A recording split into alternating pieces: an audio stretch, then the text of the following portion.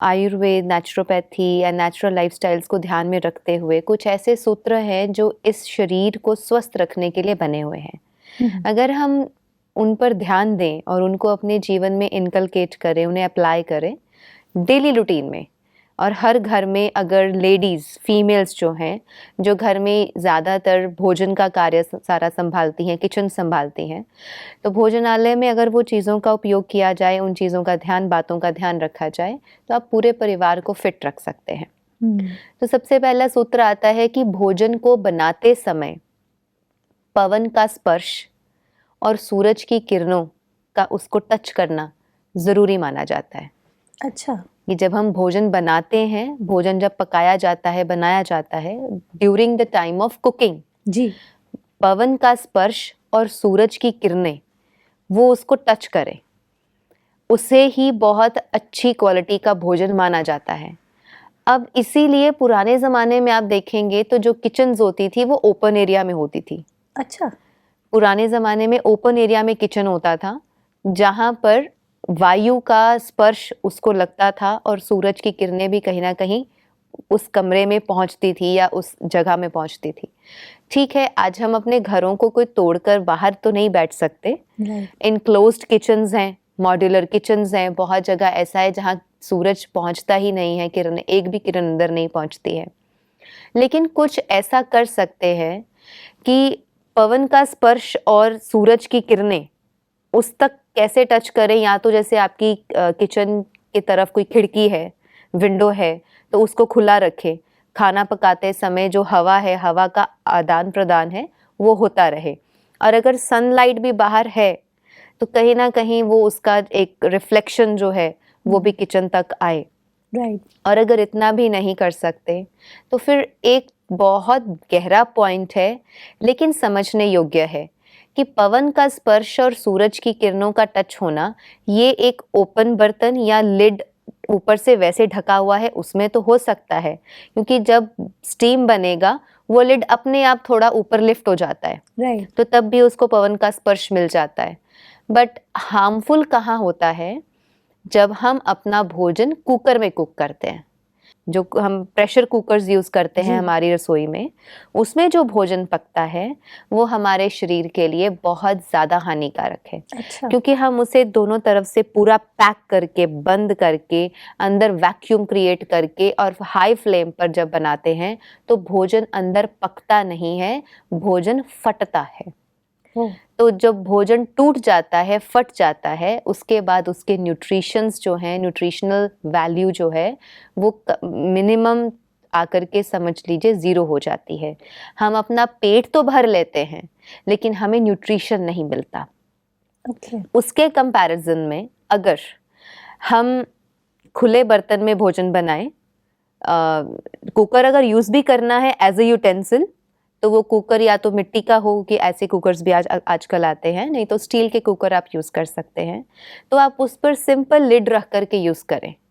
Pressure cooker की lid रख करके सीटी बजाने वाला जो सिस्टम है, that is something which is harmful for the health. Okay. Yes, तो उसको हमने रिप्लेस करना है। एंड सेकेंड, उसके बाद जो अगला सूत्र आता है वो ये कि भोजन जब बन जाता है तो आयुर्वेद के हिसाब से और हमारे पूर्वजों ने जो हमें बताया, जो ग्रंथों में लिखा है, जिस वजह से वो लोग अपने घरों में स्वस्थ रहते थे, वो एक इस नियम का भी पालन करते थे कि भोजन जब हमने कुक कर दिया, कुकिंग के बाद 48 मिनट्स के अंदर अंदर उसको कंज्यूम कर लिया जाए तो आपके लिए लाभदायक है। अगर 48 मिनट्स, चलो 1 घंटा ले लो, बिकॉज 48 मिनट्स का 48 जो पल हैं उसकी बहुत बड़ा रेलेवेंस है आयुर्वेद में। अगर हम चलो मोटे रूप से उसको 1 घंटा भी समझ लें, भोजन पकने और बनने के 1 घंटा बाद जब हम भोजन करते हैं तब भी उसकी न्यूट्रिशनल वैल्यू आधी रह जाती है। जितने घंटे बीतते जाएंगे पके हुए भोजन को बने हुए, उतनी उसकी न्यूट्रिशनल वैल्यू कम होती चली जाएगी और आपको जो उससे लाभ मिलना चाहिए वो कहीं कम होकर के मिनिमाइज हो जाएगा। पर सिस्टर ऐसा तो बहुत डिफ़िकल्ट है, बिकॉज़ हम सपोज़ ऑफिस के लिए निकलते हैं, वर्किंग वुमेन और मेन, अगर हम सुबह 8:30 निकल रहे, ट्रेन में जा रहे हैं, लोकल ट्रेन में हम पहुंचे अपने डेस्टिनेशन पे, 1 घंटा तो हमें डेस्टिनेशन पे पहुंचने में ही लग जाता है। हम टिफिन लेके गए तो वो खाना तो हम 3-4 घंटे बाद ही खाएंगे, तो ऐसे में फिर क्या करें? उसमें हम रॉ डाइट ले सकते हैं। We can consume fruits and vegetables. Okay.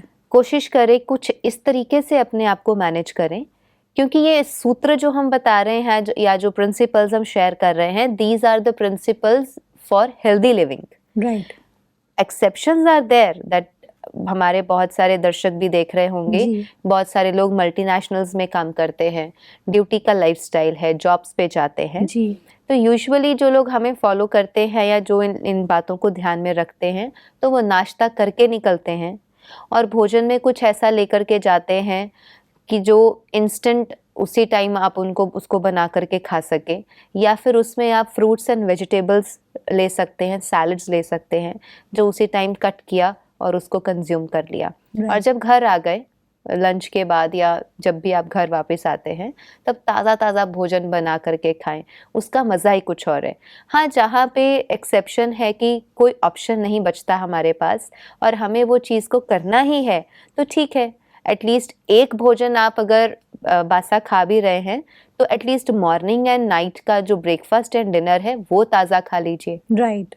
True, जितना हो हाँ, सके। जितना हो सके। तो this is one of the principle wow. कि जब आपकी चपाती बन गई, चपाती आपने तवे पे सेक ली, चपाती को भी रोटी को भी 48 मिनट्स के अंदर अंदर कंज्यूम करना होता है।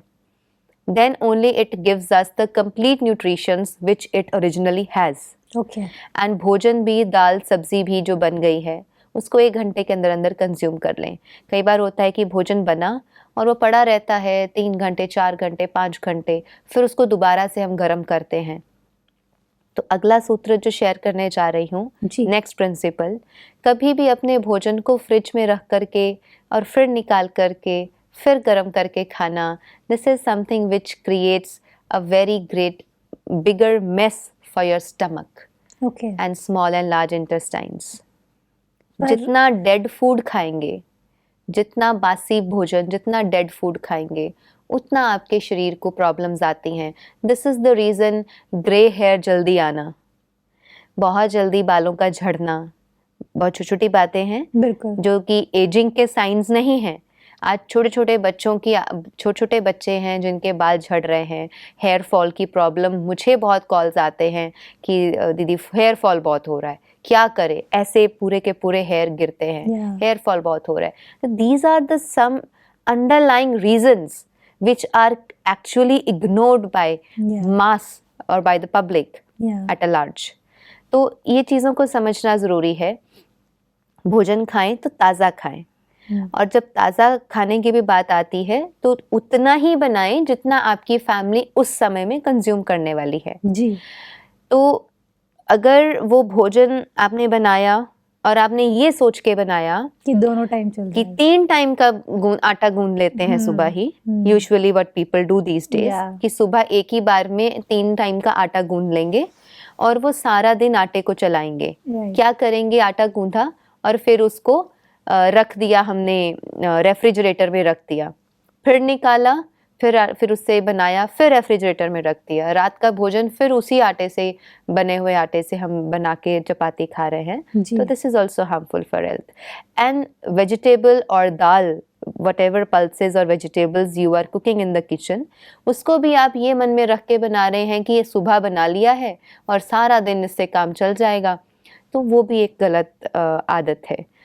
जितना खाना है उतना बनाइए, consume it completely and finish, and then second time lunch में फिर ताज़ा बनाइए, खाइए and finish. What will happen, ये जो प्रॉब्लम्स आ रही हैं, हेयर फॉल, आईसाइट का वीक होना, बाल जल्दी ग्रे होना, ग्रे जी। हेयर की प्रॉब्लम, ऐसी जो प्रॉब्लम्स हैं इनको आप दूर कर पाएंगे। भाइयों में बैल्डनेस बहुत जल्दी आता है, बैल्डनेस का भी उसका एक अंडरलाइन रीज़न ये भी होता है। अच्छा। Yes. तो these are the principles which we should take in notice and इनको follow करना चाहिए। And then next comes कि कभी भी भोजन करने से 40 minutes to 1 hour पहले and 1 hour बाद में, खाना खाने से 1 घंटा पहले और 1 घंटा बाद में ही पानी पिएं। राइट। खाना खाने के दौरान पानी ना पिएं, खाने के तुरंत पहले पानी नहीं पिया होना चाहिए, और खाना खाने के तुरंत बाद भी पानी ना पिएं। हाँ, ये डाइजेशन में हैंडल करता है ना? Yes. Okay. We need to understand the concept behind it, क्योंकि जी। जब हमारे यंग जो दर्शक हैं, जो यंगस्टर्स हमें सुन रहे हैं या जो फीमेल्स हमें सुन रही हैं, वो इन चीज़ों को समझेंगे तो नेचुरल है, खुद में भी अप्लाई करेंगे और दूसरों को भी बताएंगे। बिल्कुल। कि मान लीजिए एग्जाम्पल है, आप किचन में हैं, आपको भोजन बनाना है, आपने गैस ऑन किया, लाइटर से फ्लेम आपने लिट अप कर दी, एंड उसके ऊपर आपने कढ़ाई रखी या कुछ भी कुकर रखा कि इसमें दाल या सब्जी पकेगी। तो फ्लेम ऑन करी है, दाल सब्जी के लिए आपने तेल तड़का वगैरह सब कुछ उसमें ऐड कर दिया। उसके थोड़ी देर बाद आप ठंडा ठंडा फ्रिज में से पानी निकाल के कुकर में डाल देंगे, तो क्या दाल सब्जी बन जाएगी? नहीं। बताएं। नहीं। नहीं। और अगर उसको हटा के फ्लेम पर ही जो फ्लेम चली हुई है, अगर उस पर पानी डाल देंगे तो क्या दाल सब्जी पक जाएगी? नहीं। बिल्कुल भी नहीं। Similar is the situation with this body.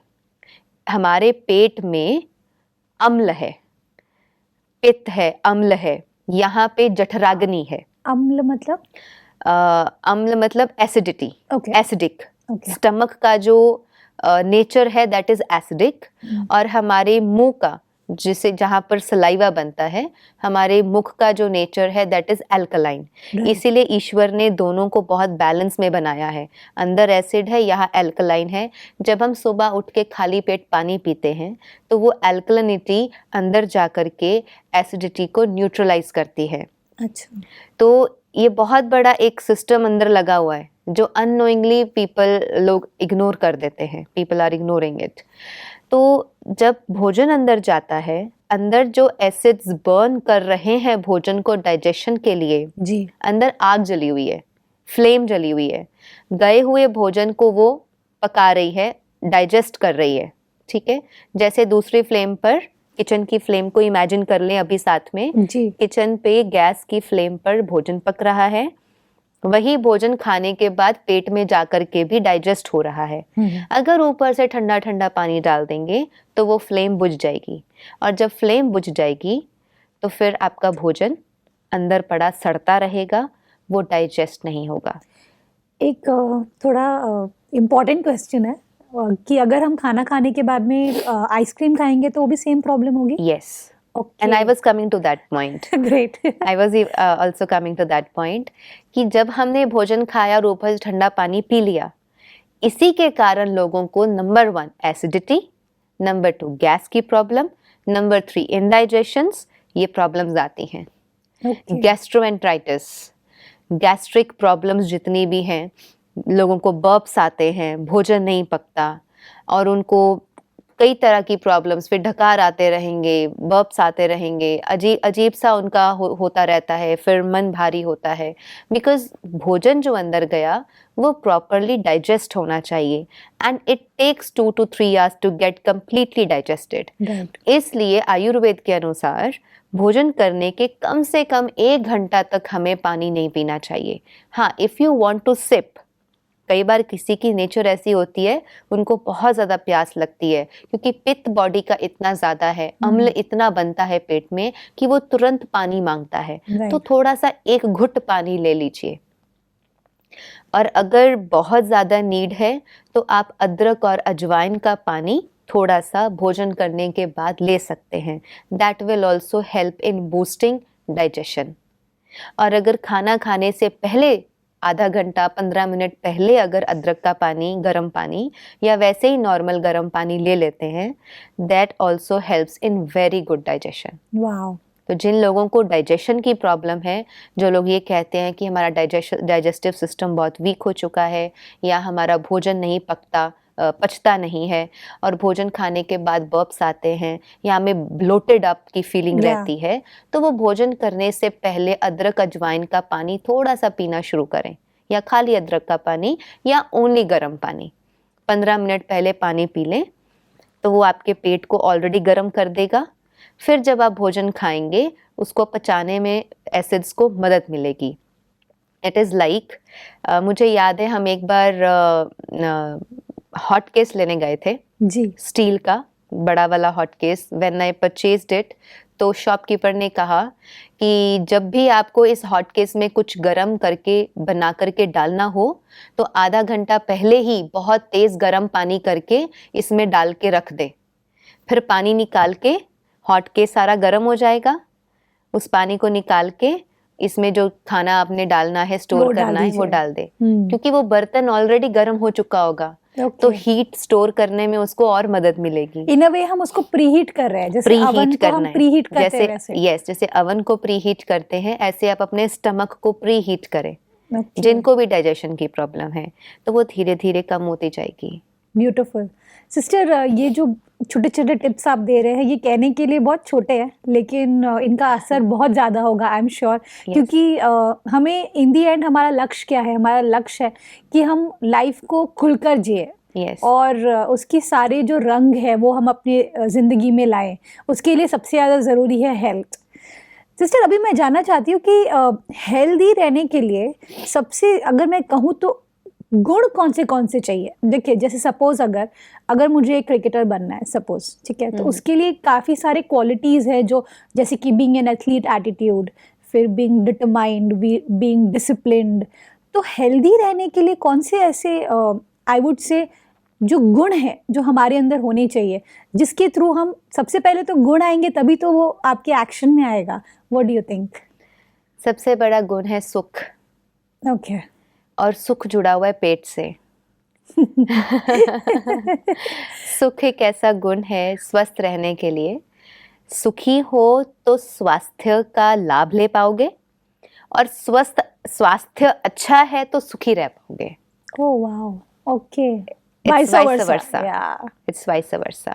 Okay. क्योंकि पेट 90% बीमारियां हमारे पेट से जुड़ी हुई हैं, Right. 90%, एंड 148 डिजीजेस हैं जो पेट से संबंधित हैं। 148? Yes, oh okay.